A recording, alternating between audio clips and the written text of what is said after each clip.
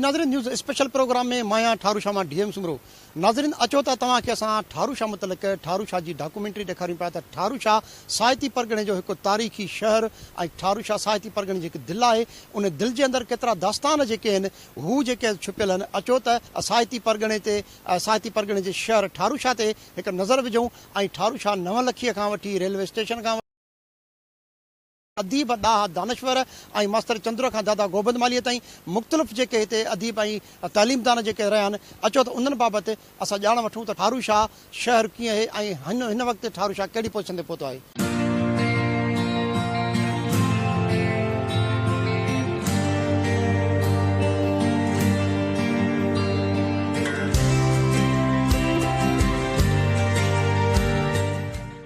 सिंध जी ज़रख़ेज़ धरतीअ ते वाक़ई साहती परगणे जी दिलि सम्झो वेंदड़ खां हिकु तारीख़ी ऐं सक़ाफ़ती अहमियत रखंदड़ शहर सम्झो वेंदो आहे।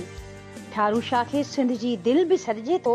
जीअं दुनिया जे नक्शे ते सिंध दिलि जीअं आहे उन रीति ही शहर वरी सिंध जे दिलि वारी जाइ ते आहे।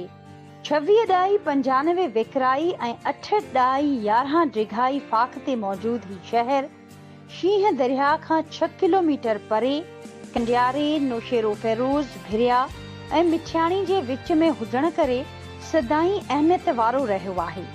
ज़िले नौशेरे फेरोज़ में मौजूद हिन शहर जी सुञाणप जिते भराईअ जो दड़ो आहे उते जदीद रिवायतनि अंदर माज़ीअ करीब में शहर जे चो तरफ़ मौजूद नारंगियुनि जा बाग हिन जी सूंह हुआ। उते इल्मी अदबी इंसान हिन शहर जो तारुफ रहिया आहिनि। ठारू शाह पंहिंजे पुराणी जोड़ जख समाजी ज़िंदगी ऐं सक़ाफ़ती विरसे सबबि हिकु ख़ासि हैसियत रखे थो। अॼु बि ही शहर न रुगो पंहिंजे माण्हुनि जी महिनत ऐं मुहबत सां ज़िंदा आहे पर पंहिंजे माज़ी जी गुजारतुनि खे बि पाण में समोए वेठो आहे। नो डाउट ठारू शाह शहर जी तारीख़ ग्लोरियस तारीख़ आहे ऐं उन खां पोइ हिस्टोरिकल बैकग्राउंड आहे ऐं तारीख़ ठारू शाह जेको आहे तक़रीबन उहा तमामु वंडरफुल ऐं तमामु माना एरीगेटेड आहे ऐं ख़ुशूसन कल्टिवेटेड आहे। छाजे करे त ठारू शाह जो शहर आहे उहो माना जेको आहे नवलखी दरिया जे कप ते माना ॿधलु आहे ऐं ठारू शाह जेको आहे इन जे ईअं खणी करे चइजे त माना जेको आहे ज़रखेज़ बि तमामु घणो आहे। उन खां नारगुन जो शहर सॼो वञे थो। ख़ुशूसन जेके हितां जा जेके एजुकेशनिस्ट पर्सनालिटी तमामु वॾियूं हुयूं जंहिंमें ॾाढा गोबिंद माली जंहिं माना दुनिया खे माना जेको आहे ॿुधायो त माना जेको आहे सिंधी ॿोली छा आहे ऐं सिंधी अदब जी माना हिकिड़ी बुनियादु रखियो। उन खां पोइ अल्फ़ाबेट रखी उन सां गॾोगॾु वरी असांजो जेको आहे अचे थो मुंशी जीवंत राम अचे थो। उन खां पोइ असांजो वरी जेको आहे असांजो जेको वॾो जेको बहितरीनु जेको अदीब आहे कृष्ण कटवाणी अचे थो जिन माना जेको आहे ग़ुलाम कादर सुमरो साहिबु जिन माना जेको आहे ठारू शाह शहर जी जेकी तारीख़ आहे उन में तमामु घणी माना जेको आहे एनहेंसमेंट कई एडिशन कई। छाजे करे त ठारू शाह हिकु उहो शहर हो जिथे माना जेको आहे ईअं खणी करे चयूं त जेकॾहिं ज़मीन ज़रखेज़ हुजण सां गॾोगॾु जेके ज़रखेज़ जेके दिमाग़ हुआ उहे माना जेको आहे तमामु माना जेको एशिया कॉन्टिनेंट में वॾो हिकिड़ो प्ले किरदारु अदा कयो। उन सां ऐं ॿियो इहो तव्हांखे ॿुधाए छॾियां त हिन ज़मीन जी एतिरी माना जेको आहे हिकिड़ी ख़ुशहाली हुई जेको माना बम्बई ऐं उन खां पोइ माना जेको आहे कलकत्ता में ऐं दिल्लीअ में जेके अंबनि जे माना जेको आहे शिकिल में उन खां पोइ नारगन जे शिकिल में जेको आहे उहे तोहफ़ा वेंदा हुआ। ठारू शाह भली क़दीम दौर खां मौजूद हुजे या जिद्दत जे लिहाज़ खां हिन जी इब्तिदा कल्होड़नि जे दौर खां थी हुजे पर हिन शहर जो असुल उरूज अंग्रेज़नि जे दौर खां ई थियो। 1843 खां पोइ ब्रिटिश राज में ठारू शाह तारीख़ ते बाक़ायदा रिकॉर्ड में आयो। हिनखे नोटिफाइड शहर जी हैसियत ॾिनी वई। नतीजे में शहर वॾी तरक़ी कई। रेलवे लाइन ऐं जंक्शन ज़रिए हिनखे सॼे हिंदुस्तान सां ॻंढियो वियो। अलबत्ता तारीख़ी ऐं जाग्राफी हवाले सां ठारू शाह जो खोड़ हिकिड़ी नवाण ऐं ठारू शाह जो खोड़ हिकिड़ी अलॻि मुनफ़रद जेके आहिनि उन जा तारफ़ आहिनि। मसलन जेके डॉक्यूमेंटेड जेका तारीख़ आहे उन में त ॿुधायो आहे त हीउ शहर 1792 में आबाद थियो आहे यानी इहो टालपुरनि जो इब्तिदाई दौर आहे। 1783 में हालाणी जी जंग में टालपुर आया कलोड़नि खे शिकस्त ॾेई ऐं 1792 हू काफ़ी इस्टेब्लिश थी विया हुआ। जंहिंखां पोइ अलबत्ता मां इन ख़्याल खे रद्द कयां थो। मां सम्झां थो त हीउ इलाइक़ो जेको आहे इहो सदियुनि खां वठी आबाद आहे। उन जा उञाण जेके बुनियादी उञाण जेके आहिनि हिन शहर खां बिल्कुलु 1 किलोमीटर वधि में 1.5 किलोमीटर परे जेको आहे भिराई जो दड़ो उहो अञा ताईं मौजूदु आहे जेको हिन शहर जा पुराणा ओञाण आहिनि। यानी साबित थी थो वञे त हिन शहर जी क़दामत जेका आहे उहा इंडस सिविलाइज़ेशन या हड़प्पन सिविलाइज़ेशन यानी मोहनजे दड़े ऐं हड़प्पा जेतिरी पुराणी आहे। सो चई सघिजे थो त हीउ शहर जेको आहे तमामु घणो क़दीम ऐं हज़ारे सालनि ते ॿधल शहर आहे। अॼु अलबत्ता वरी हिन जी जेका जदीद जेका अदावत थी आहे उहा यकीनन टालपुरनि जे दौर या ईअं चइजे त अंग्रेज़नि जे दौर में थियो, छो जो अंग्रेज़नि हिते जॾहिं हिन जी सॉइल टेस्टिंग कई, हिन जी मिटी जी टेस्ट कई त हुननि खे इहो लॻो त हिते जॻहूं जेके बंगला या हुन जूं रिहाइश गाहूं वधीक मज़बूत थी सघनि थियूं। इन जे करे तव्हां ठारूशा ॾिसंदो त अंग्रेज़नि जे दौर में तव्हांखे खोड़ सारियूं सरकारी इमारतूं नज़र ईंदियूं। ठारूशा 17वीं सदीअ जो शहर आहे ऐं हिन शहर जूं जेके क़दीम ज़ातियूं आहिनि जंहिंमें जामरी, इनाज शाह वारा सोलंगी ऐं जेके बालाहना सां शेख सॾबा इहे असांजा मक़ामी ॿिया हिंदू आहे। पोइ जॾहिं 1932 में सैलाब बिलाब थियो त हीअ ॻोठ जी शिकिल में वधी, कोई ॾेथाइन खां आया, के भोटी खां आया, के आदाली खां, ईअं कंदे कंदे पाकिस्तान विरहाइण खां पोइ हीअ शहर वधीक तरक़ी करे वियो। जेका तरक़ी थी ब्रिटिश ज़माने में हिंदुनि खां ई थी। हे इमारतूं, हे बिल्डिंगूं, हे जेके वसीला नज़र था अचनि जिन खे हींअर ॿियनि इम्प्रूव कयो आहे, इहे सभु वाणियुनि जे ज़माने जा आहिनि। असांजा वाणिया ॾाढा शौर वारा, तालीम याफ़्ता। लोहाणो जेको पाड़ो सॾिजो पियो इहो बिगड़जी लोहाटी थियो, छो जो रेवण उर्दू वारनि खे रेवण न ईंदो आहे, जंहिंजे करे लोहाणे मां लोहाटी थी वियो। सो हीउ नवलखीअ जे कंधीअ ते आबाद शहर आहे, तमामु सुठो प्यारो शहर आहे। एतिरी आबादी ते मुश्तमिल आहे जो ज़िले जे लाइक़ु आहे, हल्के जे ज़िले जे लाइक़ु आहे। छो जो नवाबशाह जॾहिं ज़िलो हुयो त हीउ वाहिद शहर हो जेको सुठी ज़रई इकानमी ॾींदो, बहितरीन इनकम ईंदी, जेको वर्ल्ड रिकॉर्ड आहे। हाकम अली सियार जॾहिं चेयरमैन थियो उहो एवार्ड उन खे मिलियो, नवाबशाह ज़िले जे तरफ़ां एवार्ड हाकम अली खे मिलियो। हाकम अली खे पैकेज मिलियो जंहिंसां मार्केट ठही। रूहानी तौर ठारूशा खे बुज़ुर्गनि जो ख़ासि दुआऊं थियल आहिनि। हिन शहर में ॾाढा इनायत शाह बुखारी, क़बूल शाह बुखारी, अहमद शाह बुखारी, गरीब शाह, इब्राहिम शाह, इस्माइल शाह, कमन फ़कीर, हुबली पीर, दरगाह मौलवी अब्दुल जलील, कमन शाह पंज पीर जा दरगाह शहर जे चौतरफ़ मौजूद आहिनि। मिस्टर ज्ञानी जी कोशिशुनि सां ठारूशा में पहिरियों बिजलीअ जो जनरेशन प्लांट लॻो, जंहिंमां पैदा थींदड़ वाधू बिजली साहती इलेक्ट्रिक कंपनी ज़रिए मोरो, कंडियारो, दरबेलो, नौशेरो फिरोज़ ऐं भिरिया समेत भरपासे वारनि इलाइक़नि खे फराहम कई वेंदी हुई। हीउ शहर पंहिंजे उरूज ते उन्हनि इलाइक़नि खे रोशनी ॾींदो रहियो ऐं पाकिस्तान जे क़याम खां पोइ बि 1955 ताईं बिजलीअ जी फराहमी जारी रही। मूं वटि हिकिड़ो जेको नओं शहर जो तारीफ़ आहे उहो आहे ठारूशा जो पावर जनरेशन प्लांट यानी हिकिड़ो नंढड़ो अहिड़ो प्लांट जंहिंमें ठारूशा जे अंदरि बिजली पैदा पई थिए पई, जेका शहर ऐं आसपास में उन ज़माने में यानी 1944 में इहो प्लांट ठाहियो आहे। 1944 में चवनि था त हीउ एतिरो त शानदार प्लांट हो, मोरे खां शाहपुर जहानिया हेॾे कंडियारे ताईं हिन प्लांट जी बिजली वेंदी हुई। यानी हिकिड़ो ज़बरदस्त क़िस्म जी जेका शइ हुई 1944 में ठहियो आहे। गोबंद मालीअ पंहिंजे किताब ॻाल्हियूं मुंहिंजे ॻोठ में बि हिन प्लांट जो ॾाढो शानदार ज़िक्र कयो आहे। अच्छा, 1955 में जॾहिं पाकिस्तान में वापडा इस्टेब्लिश थी, 1955 में यानी 11 साल ही प्लांट हलियो, 1944 खां 1955 ताईं। पोइ वापडा हिन खे पंहिंजे तहवील में वरितो ऐं वापडा बि साॻे नमूने सां हितां बिजली जेका आहे उहा ठाहे ईअं ई सेल कंदी। पोइ आस्ते आस्ते वरी पोइ जीअं सम्झो तव्हां त हिकिड़ी सोसाइटीअ जो हिकिड़ो ज़वाल अचे थो, असां शहरनि में जेको तमामु पोइ थी विया आहियूं, हिन सां बि साॻियो ई मामिलो थियो। बाक़ी असां प्राउड फील कयूं था त उन ज़माने में जो साहित्य जा वॾा वॾा शहर, मसलन मोरो, कंडियारो, मेरापुर, नौशहरो वॾा वॾा शहर हुआ, पर ठारूशा वासियुनि खे या ठारूशा शहर खे इहो एज़ाज़ हासिल आहे त उहे शहर बि हिन शहर जी तयारु कयल बिजली ॿारींदा हुआ, जेका ॻाल्हि असां सदाई उन ते फ़ख्रु कयूं था। ठारूशा जंक्शन हिन शहर जे शानदार माज़ीअ जो उजड़ियल निशान आहे, जेको अॼु वीरान खंडर बणिजी वियो आहे। 1929 में ठहियल ही रेलवे सेक्शन 1994 में बंदि थियो। हाणे हिते रुगो ख़ामोशी ऐं माज़ीअ जूं यादूं रहिजी वियूं आहिनि। बाक़ी हर तरफ़ वीरानीअ जा मंज़र आहिनि। रेलवे जे डॉक्यूमेंट्स जे मुताबिक़ ठारूशाह जंक्शन जी शुरूआत 1929 में थी ऐं साॻियनि कागज़ात जे मुताबिक़ हिन जेकी बंदिश आहे हीअ जिन जो ख़ात्मो थियो सो 1994 में थियो। हीअ साम्हूं हीअ ऑफिस जेकी आहे इहा ऑफिस मूं पंहिंजे अखियुनि सां हलंदे ॾिठी। 1986 में मैट्रिक पास कया ऐं मुंहिंजे दोस्त जो वाल साहिबु मोहम्मद बाकर आलमानी साहिबु उहो हिते रेलवे स्टेशन जो मास्टर हो। अॻे दौर में एॾी सवारी बि न हूंदी त बि पोइ बि इहो ॻाल्हि हूंदी त स्टेशन हिकिड़ो मर्कज़ हूंदी, टांगा हलंदा, इन्हनि में असां नवाबशाह खां इन्हनि ते ट्रेन ते ईंदा हुआसीं। बाक़ी सवारी कान, बसूं बंदि थी वियूं आहिनि, हाणे साबरदानियूं थियूं हलनि, हितां कुल पढ़ी वेंदा त अचूं या न अचूं। अच्छा, भला ठारूशाह रस्ता कीअं हूंदा, कुशादा हूंदा? ॾाढा रस्ता भला हूंदा। असां हिते ॿियोदर जो ठारूशाह प्राइमरी स्कूल में पढ़ियो आहे। रस्ता वॾा हूंदा, बुराई जो जनम न हूंदो ऐं अक्सर अकेला वेंदा हुआसीं। राति जो पोलनि हेठि खेॾंदा हुआसीं त का शिकवा शिकायत न, उहो लुत्फ़ घणो हूंदो।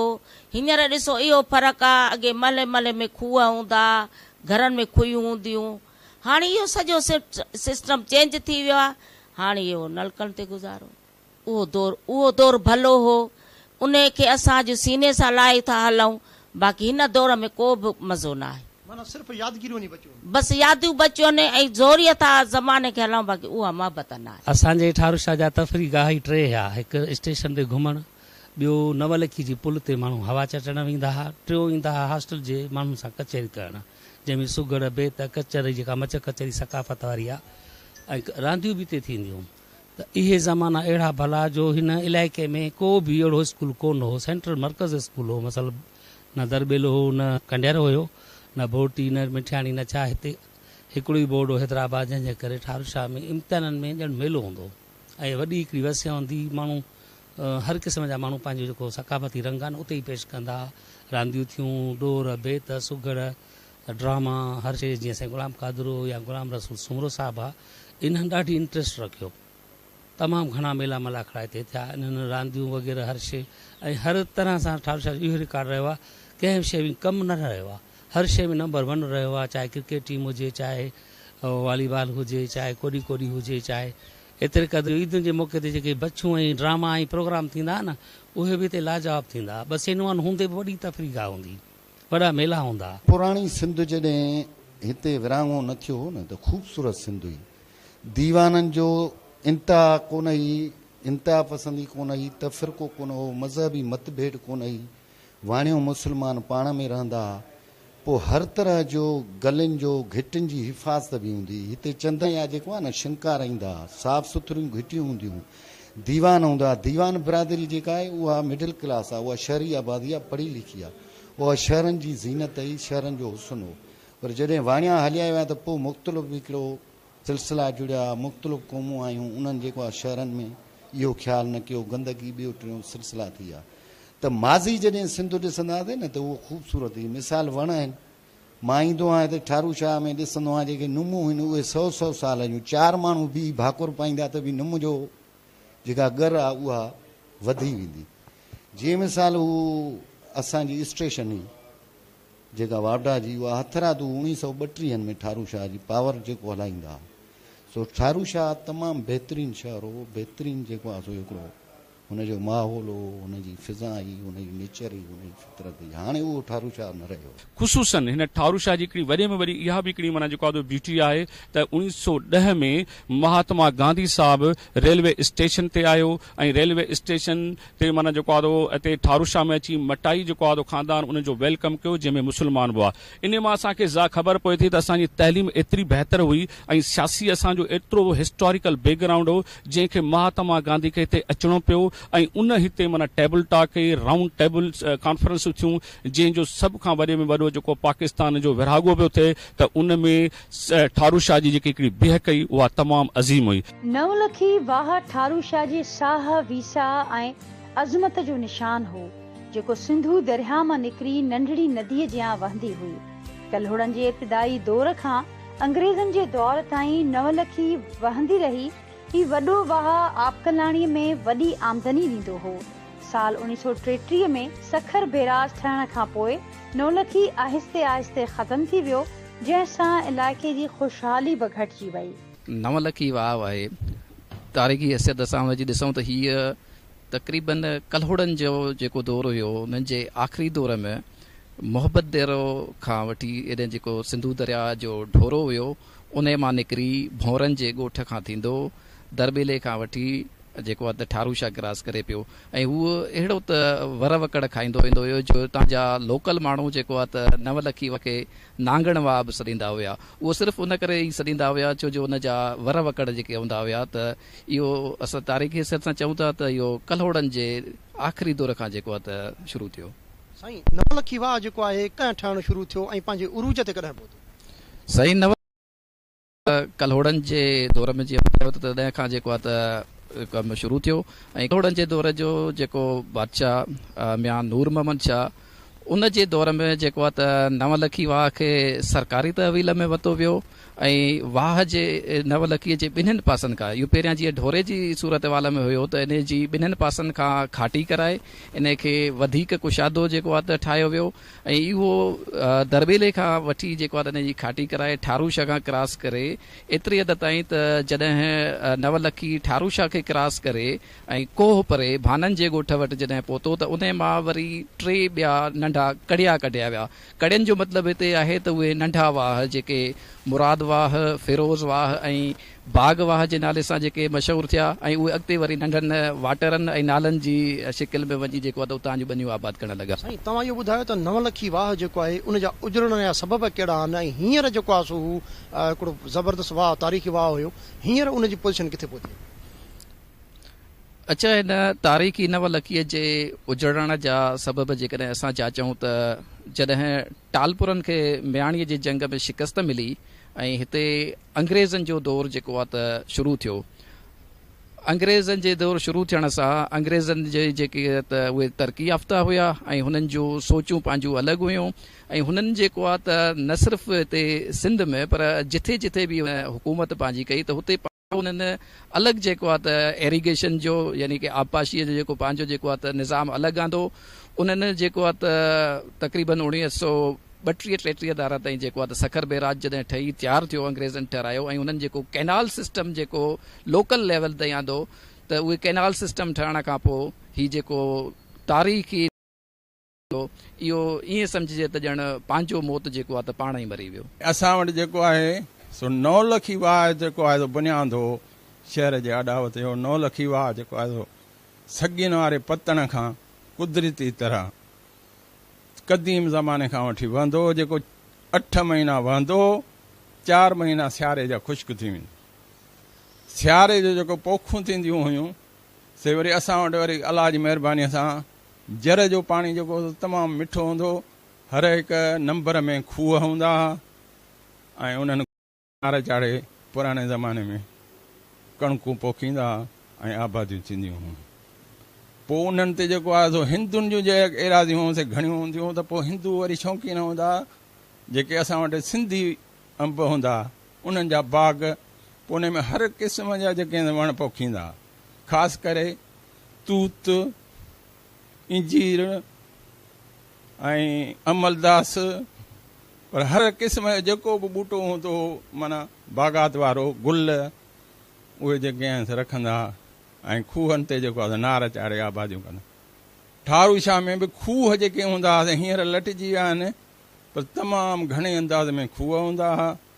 माण्हू जेके आहिनि पाणी जेके आहे खूहनि था भरींदा, पर के अहिड़ा बि वरी मुखेर हूंदा माण्हू हिंदू जेके हल्का नार ठाराए ऐं उन्हनि खूहनि ते रखंदा, जंहिंमें हिकिड़ो नार असां सैयद इनास शाह बुखारी जे दरगाह जे आॾो बि ॾिठो जो हिकिड़ो माण्हू वठी उन नार खे हलाईंदो ऐं उहो अची होदीअ में पवंदो पाणी, पोइ वरी उन होदीअ मंझां नंढियूं नंढियूं टूटियूं हूंदियूं, माण्हू जेको आहे दिलि मट भरे खणी वेंदा हुआ।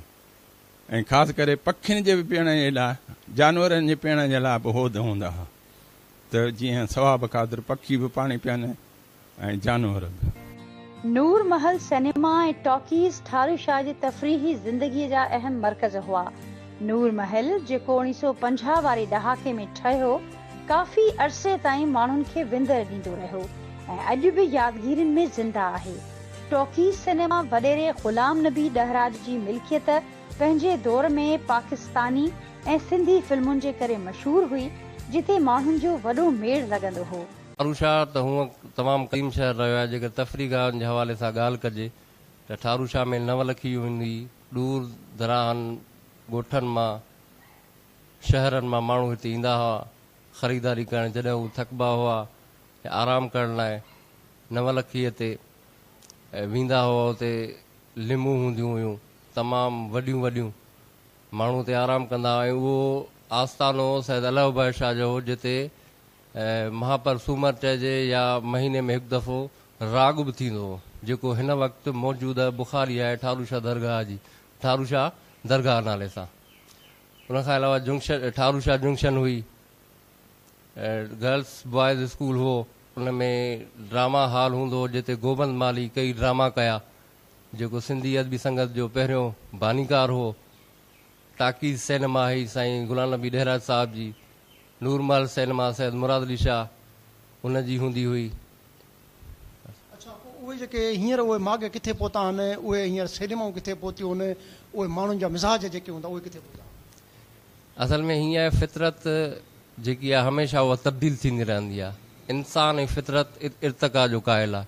माण्हू तमामु तेज़ीअ सां एडवांस पिया थियनि ऐं नवाण तरफ़ वञनि पिया। सिनेमाउनि जो हींअर दौरु न रहियो आहे, माण्हू एडवांस थी विया आहिनि, इर्तिकायाब क़ाइल आहिनि। पर साईं मुराद अली शाह जंहिंजी ॻाल्हि कजे, अॼु बि उहा सिनेमा उन कंडीशन में बहाल रखंदो आयो आहे त थी सघे मता को अहिड़ो वक़्तु अचे जो उन वक़्त में माण्हुनि खे हिकु दफ़ो ॿीहर एंटरटेनमेंट ॾिनी वञे। ठारूशा मीरनि जे टाइम में एतिरी तरक़ी कान कई जेका ब्रिटिश अंग्रेजी गवर्नमेंट में जेका तरक़ी कई। छो नयूं नयूं इजादूं ईंदियूं हुयूं, जंहिंमें पहिरीं तरक़ी असां वटि इहा आई जो नवाशाह ज़िले जे अंदरि बिजली जेका आहे पावर हाउस, तो 1944 में ठारूशा में मुखी दयाराम हूंदो, मुखी फतनदास जो पुटु, उन जो हिकिड़ो दोस्त हो। उन जे कोशिश सां ठारूशा में हिकिड़ो त पावर हाउस पियो। उन पावर हाउस जे बुनियाद ते असां वटि सिनेमा हॉल जेको आहे, गूंगियूं फिल्मूं हलणु शुरू थियूं, पोइ वरी आवाज़ वारियूं। अञा फिल्मी दुनिया एतिरी तरक़ी न कई हुई, त उन ज़माने में असां वटि जेका रेल हलंदड़ हूंदी, जेको पटीदन खां मैरापुर ऐं ठारूशा खां दलीपोटा मिठियाणी मोरे तोणे, त मोरे जा माण्हू बि ठारूशा में फिल्मूं ॾिसी ऐं वरी ठारूशा में टिकी पवंदा। बख्शो नालो हूंदो हुओ, पातो हूंदो हो राजभर, उन जी होटल ते। असल में पप्पू तूं इहो ॿुधा असांखे त जॾहिं सलीमा हलंदी त न तूं मेहंदी हसन जे कलाम ॿुधंदे हिते? हमारो किताब ते ॾाढा चवंदो हुउसि, विसरी बि विया हाणे मेहंदी हसन जो, किताब ई गुम थी वलाए काॾे। हाणे छा थो ॿुधाई मेहंदी हसन जो गानो ॿुधा असांखे?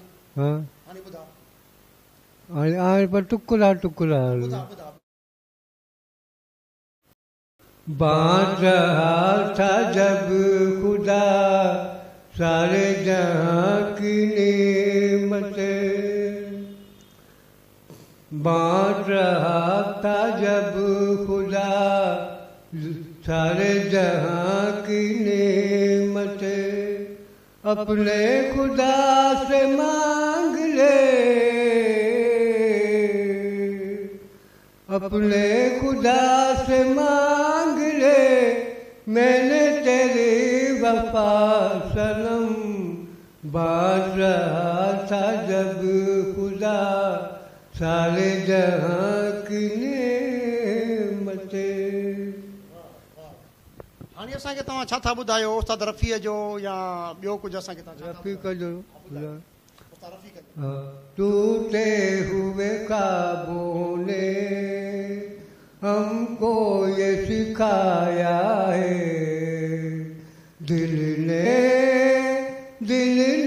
जिसे पाया था आँखों ने गवाया है, टूटे हुए ख्वाबों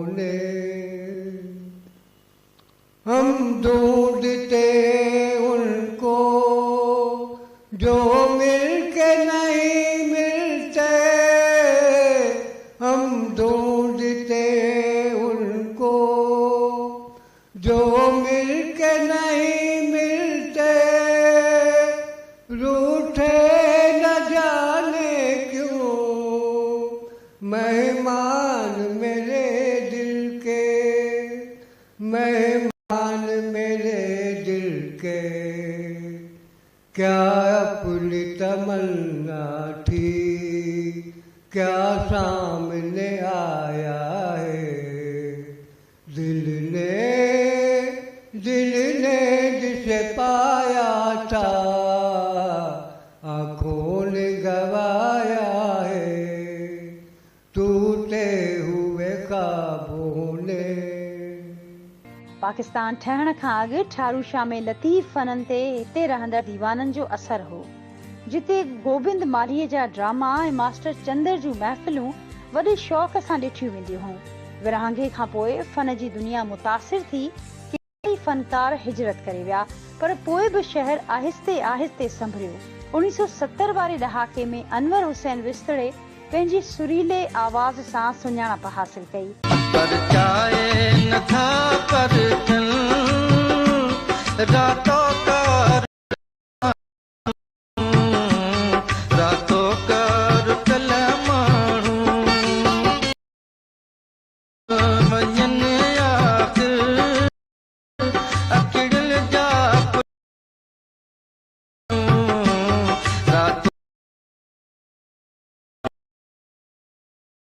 पर चाहे न था पर रातों कार कलमाणू रातों कार कलमाणू युम दिल खे रोई चौथी चयाई यार बिछड़ी वियो युम दिल खे रोई चौथी चयाई यार बिछड़ी वियो कयो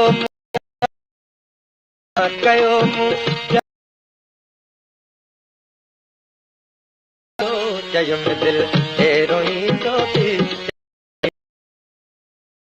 जयुम दिल खे रोई चौथी चयाई यार बिछड़ी वियो।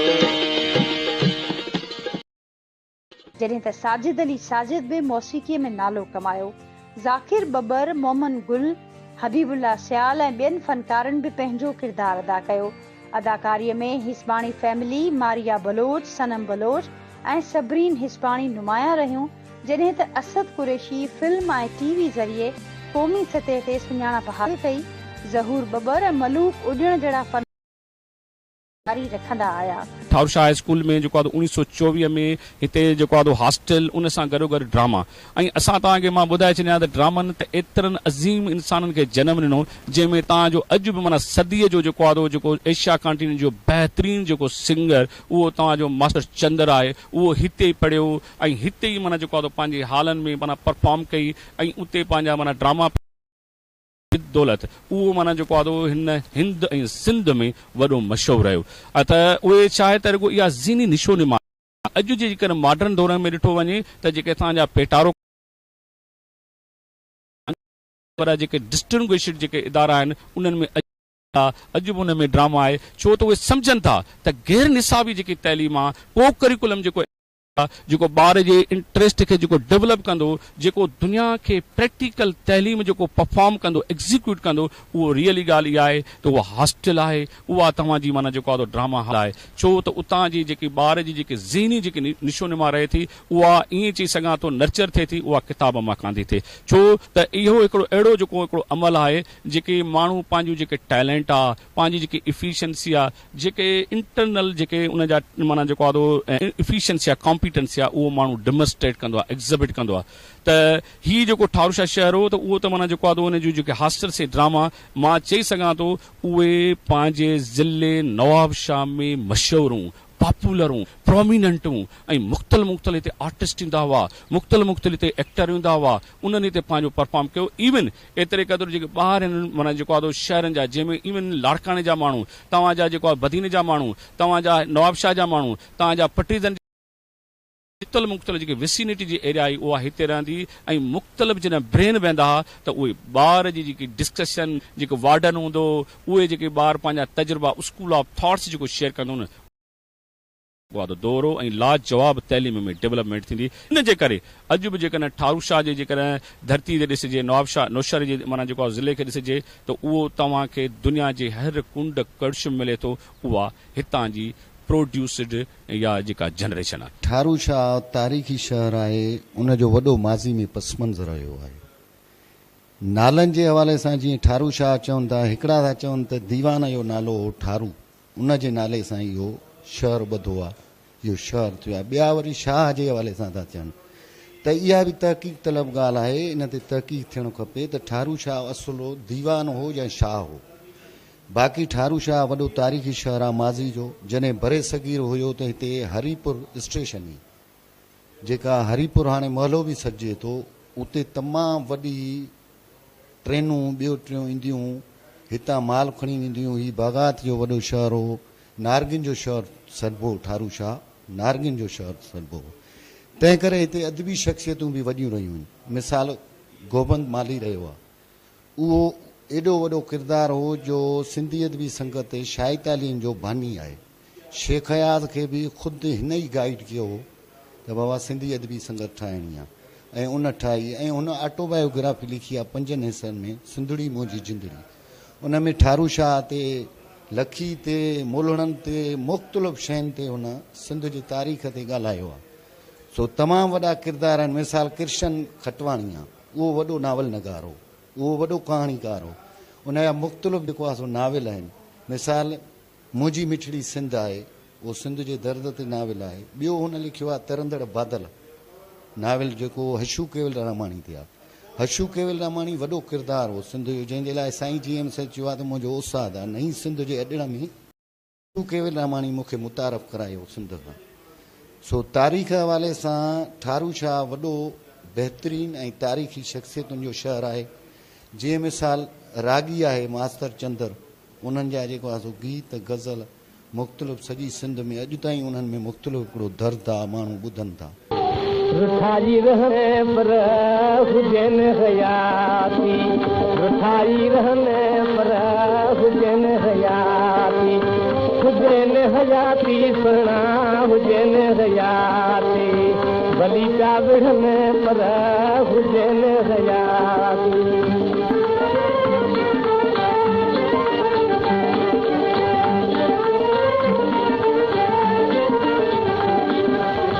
जुदा थी रहने या त गॾिजी गुज़ारने, जुदा थी रहने या त गॾिजी गुज़ारने, रखन राज को तोड़े कावड़ पिया कने, रखन राज को तोड़े कावड़ पिया कने, यचन नायकन सुना यचन नायकन पर हुजन हयाती रुसाई रहने। 1955 में मास्टर चंदर ठारू शाह वापसि आयो, जिते अवाम जो वॾो मेड़ स्टेशन ते संदसि इस्तक़बाल लाइ मौजूद हो। उस्ताद अब्दुल्ला सूमरे खेसि टांगे में सवार करे शहर घुमायो, घर ऐं घिटियूं ॾेखारिया।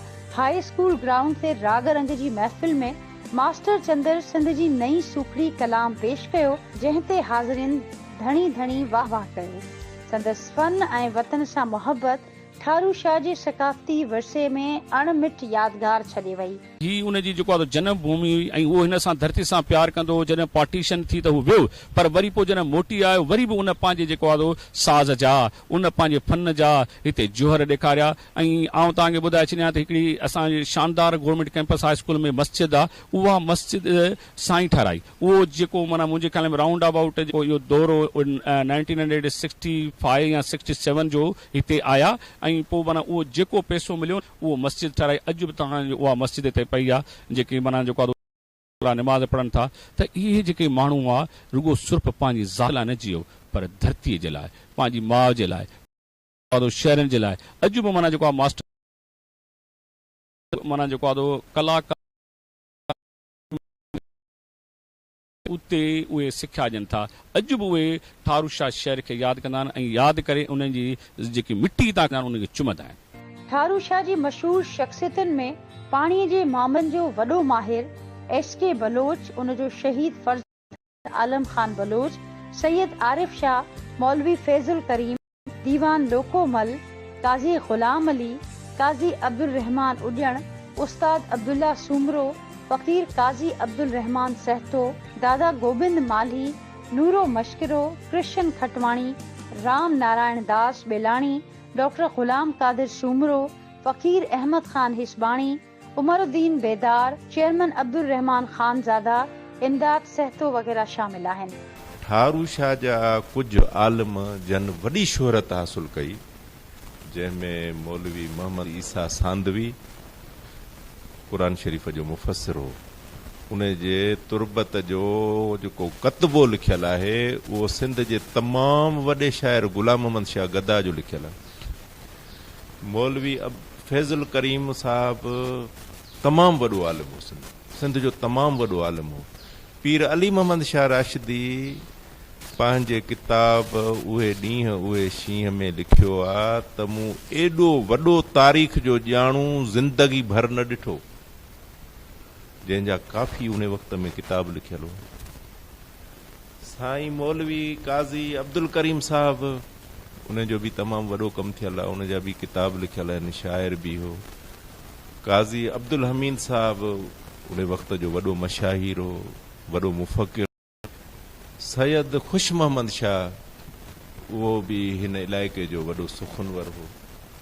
ठारू शाह जे आस पास उन जे सुखन जो चर्चो हलंदो। हाफ़िज़ ग़ुलाम क़ादिर सदाई साहिबु, तव्हांखे हैरत थींदी त सिंध जे तरक़ी पसंद शाइर, अदीब, दानिश्वर, ताजजोए जो उस्ताद, सिंध जे तसफ़ जे तमामु वॾे शाइर पीर एजाज़ उन जो उस्ताद, नसरी नज़्म जे बादशाह शाइर, तमामु घणनि किताबनि जे मुसनिफ़ साईं अब्दुल हकीम अरशद जो उस्ताद। ठारू शाह जे वेझड़ो उनजो ॻोठु आहे, वरी ठारू शाह में रहिया, असांजूं ख़ुदि उन सां मुलाक़ातूं थियूं। तमामु वॾो शाइर। उनखां सवाइ असांजा दीवान भाइर, दीवान लोकोमल तइलीम जो वॾो माहिर, ठारू शाह हाई स्कूल जो हेड मास्टर रहियो, जंहिं नवलखी नाले सां अंग्रेज़ीअ में माहवार मैगज़ीन जारी कई 1937 में। उन खां पोइ दीवान आतम राय, तोलाराम टहलियाणी, उहो हेड मास्टर हो, बीटी बॉम्बे मां कई 1938 में। वॾो अदीब हो, वॾो दानिश्वर हो, काज़ी ग़ुलाम अली साहिबु, जंहिं उन ज़माने में सिलेक्टेड हाई स्कूल एसेज अहिड़े कंहिं नाले सां उन जो किताब शाया थियल आहे अंग्रेज़ी मज़मूननि ते। उनखां सवाइ साईं अब्दुल्ला सुमरो साहिबु, उन क़ीमती कोल किताब 2 जुल्दनि में शाया करायो। उन ज़माने में हींअर ॾिसो केॾियूं सहूलियतूं आहिनि, कंप्यूटराइज़ दौर आहे, उन वक़्त में किताब छपाइणु केॾो मुश्किल हूंदो। जेको सिंध जो तमामु वॾो पब्लिशर हुयो यूसुफ एंड सन, उन्हनि उहो किताब छपायो। अहिड़े नमूने सां फ़क़ीर अहमद ख़ान हिसबाणी, असांजो वॾो अदीब आहे सिंध जो, साईं बशीर हिसबाणी साहिबु, तख़यल रिसाले जो एडिटर, उन जो बाबा, वॾो शाइर बि हो ऐं हाई स्कूल जो हेड मास्टर बि हो। उन्हनि सां गॾु ॿिया बि केॾी, काज़ी अब्दुर्रहमान साहिबु, साईं वॾो शाइर हिन चारण, हाजी अब्दुल्लाह वाक़ुफ़, कुलियात वाक़ुफ़ शाया थियल आहे, उनजी कादरुल कलाम शाइर हो, उस्ताद शाइर हो, इल्म अरूज़ जो तमामु वॾो ॼाणू हो, ठारू शाह जो माण्हू हो। इहे माण्हू आहिनि जन हिन ज़मीन खे, हिन इलाइक़े खे अदब में, इल्म में, तइलीम में वॾी नामाचारी ॾिनी। साईं ग़ुलाम क़ादिर सुमरो साहिबु, असां पाण अखियुनि सां ॾिठो, साईं सां कचहरियूं कयूं। PhD स्कॉलर हो, सिंधी अदब में तिनज़ो मज़ाह ज़राफ़त जे मौज़ूअ ते साईं PhD कई। 32 किताबनि जो मुसनिफ़ हो। सिंधी लफ़्ज़ जी ॿिटी लुगत साईं ग़ुलाम क़ादिर सूमरे जी लिखियल आहे। चंदुर ते पहिरियों किताब बि साईं ग़ुलाम क़ादिर सूमरे जो लिखियल आहे। तमामु वॾे पैमाने जो, तमामु वॾे हाई स्कूल जो हेड मास्टर हो, नवाब शाह यूनिवर्सिटीअ में रजिस्ट्रार हो, तमामु वॾो कमु कयो साईं सिंधी अदब में। उनखां गॾोगॾु वेड़ूमल मटाई, मूं उनजो हिकिड़ो किताबु पढ़ियो, तव्हां हैरान थी वेंदव। MA जो मोनोग्राम लिखियो हईं महदी, उन्हनि ते अॼु बि मां ॾिसंदो आहियां PhD जे थीसिस खां वधीक उनजो किताबु आहे। छा त हुन माण्हू हुन ते महिनत कई आहे। अदबी बोर्ड हो, साॻियो किताबु ॿियो ठारू शाह जो दीवान वेसूमल जीवत राम मटाई, उन्हनि जे ई खानदान जो। पोइ वरी 1967 में वरी भारत हलियो वियो पार्टीशन खां पोइ। मास्टर चंदुर उनखे त जगजहान में तव्हांखे सुझे थो हिते त को अलॻि उन ते ॻाल्हाइजे। 3000 खां वधीक सिंधी गीत जे माण्हू कंपोज़ कया, शाइर बि हो, मौसीकार बि हो, गायक बि हो। सिंधी मौसीकीअ खे जेको हुन मथे कयो, पटियाला घराणे जो शागिर्द हो, क्लासिकल मौसीकी जी तरबियत हुअसि। गोबंद माली सिंधी अदबी संगत जो बानी, एशिया जी वॾे में वॾी अदबी तनज़ीम सिंधी अदबी संगत, उनजो बानी असांजो ठारूशाह जो हो। ही उहो दौर हो जो किस्सा कहाणियूं देवमालाई जिननि भूतनि इन्हनि जूं कहाणियूं हलंदियूं हुयूं। अदब कंज़र्वेटिव पंहिंजो पाण खे पियो ॼण त ॼाणे, दकियानूसी क़िस्म जा ख़्याल हुआ, गैर साइंसी, गैर हक़ीक़ी, गैर शऊरी, गैर अकुली ॻाल्हियूं हूंदियूं हुयूं लिटरेचर में। ही उहे माण्हू हुआ जन अदब खे अदब करे पेश कयो, तरक़ी पसंदि लिटरेचर मुतारफ़ करायो। जॾहिं पार्टीशन थियो ऐं हिंदू विया हलिया त काज़ी गुलाम अली ऐं साईं अब्दुल्ला सुमर जो तमामु घणो कंट्रीब्यूशन रहियो। कॉलेज हाई स्कूल न त डीमोट बि थिए, माना प्रोमोट, माना त 400 शागिर्दनि मां 400 वञनि हलिया त 50 त हाई स्कूल कोन हलंदो न। उनजे करे काज़ी गुलाम अली ऐं साईं अब्दुल्ला सुमरो हिमत करे ऐं उनखे उन स्टेटस ते बरक़रार रखियो। शागिर्दनि खे परे परे खां वठी आया ऐं उन्हनि खे इते बोर्डिंग ॾिननि, हॉस्टल ॾिननि, वॾेरनि खे मोटिवेट कयनि त हिननि जे लाइ तव्हां परघोर लहो। गुलाम रसूल जतोई साहब जेको डिस्ट्रिक्ट काउंसिल जो चेयरमैन हो, उनखे उन्हनि चयो, इमाम अली सेतो साहब। ऐं अहिड़े नमूने काज़ी गुलाम अली साहब त अहिड़ो माण्हू हुयो जेको पाण पर्शियन जो, फारसीअ जो, पर पाण इंग्लिश पढ़ाईंदो हुयो, पाण मैथमेटिक्स पढ़ाईंदो हुयो। ऐं बकोल साईं मुंहिंजे मोहतरम हारून सूमरो साहब जे 1956 में कारी मोरी कॉलेज में एसे कॉम्पिटिशन इंग्लिश में जेका थी त हिकिड़े साल इमाम अली सूमरे साहब जो नंबर आयो पहिरियों ऐं ॿिए साल मुंहिंजो नंबर आयो। मूं वटि उहो किताबु पियो आहे, रिसालो पियो आहे, फुलेली में लिखियलु आहे, Mohammad Haroon Soomro of BSc senior won the first prize of ₹10। जॾहिं केरु माण्हू ठारू शाह खे सुञाणंदो बि कोन हो, उन वक़्तु असां ठारू शाह साईं गाज़ी गुलाम अलीअ जी महिनत जे करे, साईं अब्दुल्ला जे करे असां उते उन्हनि पाण मञरायोसीं ऐं उन्हनि जे उन मञता ॾियारीसीं। काज़ी गुलाम अलीअ त किताब बि लिखियो, सिलेक्टेड हाई स्कूल एसेज, ॾाढो सिंपल, ॾाढो सुठो किताबु आहे। ऐं जॾहिं ओल्ड बॉय जी त मां उन में इहा सजेशन ॾिनी त इहो किताबु तव्हां वरी छपरायो, अंग्रेजी ॿारनि जी ज़बरदस्त थींदी।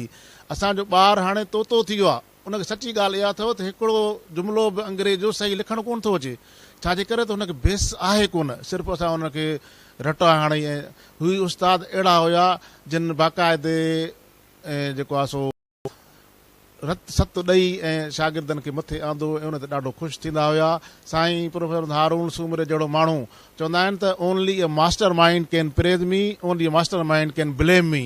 मुंहिंजी जेका तारीफ़ करे त उनजी बि का लेवल हुजे, जेको इल्ज़ाम हणे उनजी बि का लेवल हुजे। पटेवालो चयो त ईअं थोरे थींदो, तंहिंजे करे उहो उन जहिड़ो माण्हू एॾो उन खां साईं खां हूंदो जो हर हर उनजी ॻाल्हि कंदो। साईं मोहम्मद अयूब चवे थो साईं हारून हर दफ़े हर वक़्तु साईं खे यादि कंदा आहियूं, जॾहिं बि वॾनि खे ख़तमो ॾींदा आहियूं त इन्हनि खे बि असां ज़रूरु ख़तमो ॾींदा आहियूं। इहे माण्हू ॾाढा ज़बरदस्त माण्हू हुया जेके पंहिंजो पाण मञाए ऐं कमिटेड थी विया हलिया। गोबंद माली वॾी शख़्सियत आहे जेको सिंधी अदबी संगत जो बानी आहे, उनजो यादगार कोठा आहिनि। मिसाल ख़ानज़ादनि वटि हिकिड़ो जेको आहे जॻह आहे उनजी पुठ जेका आहे कची आहे ऐं अॻी पकी आहे, उहा हिस्टोरिकली हिकिड़ी इमारत आहे, उनजी सार संभाल लहणु घुरिजे, जा अहिड़ो को यादगार ठहणु घुरिजे। मिसाल किशन खटवाणी आहे, उनजे लाइ ठारू शाह में तव्हां ॻोल्हींदव त किथे बि उनजो घर ज़ाहिर कोन्हे, हालांकि हितां जो आहे त उते घर उनजो कहिड़ो हो, उनजो महलो कहिड़ो हो। या मिसाल आहे असांजो मास्टर चंदुर, उनजे पुट जो हिकिड़ो महल आहे जेको ठहियो तयारु थियो त हलिया विया, त मनसक महल। त अहिड़ा जेके शख़्सियतूं आहिनि न, इन्हनि जे लाइ हिकिड़ी लाइब्रेरी नाले ते ठाहिनि गॾियल। मिसाल किशन खटवाणी हुजे, गोबंद माली हुजे, मास्टर चंदुर हुजे, उते उन जूं मुख़्तलिफ़ कार्नर ठाहिनि। मिसाल उन जूं केस्टूं आहिनि, उन्हनि जा फ़ोना आहिनि, उन्हनि जा रिकॉर्ड आहिनि, मास्तर जे हवाले सां हिकिड़ो कार्नर हुजे, मास्टर चंदुर जे हवाले सां, गोबंद जे हवाले सां हुजे, किशन खटवाणी जे हवाले सां हुजे। त हिते जेको आहे न इदारती तौर ते शयूं कोन खे बि अपील आहे सकाफ़त खाते खे, कल्चरल डिपार्टमेंट खे गुज़ारे था कयूं त इहे अनमोल शयूं आहिनि, इहे वॾा किरदार आहिनि, इहे तारीख़ी किरदार आहिनि, अदबी किरदार आहिनि। इन्हनि जे जेको आहे न इन्हनि खे उजागर कयो वञे, इन्हनि जे नाले ते हिकिड़ियूं शयूं ठाहियूं। ठारूशाह जी तारीख़, सकाफ़त ऐं फ़नकाराणे विरसे जो मजमूओ हिकु अहिड़ी तस्वीर पेश करे थो जेका शहर जे उरूज, ज़वाल ऐं नई हयातीअ खे ॾेखारे थी।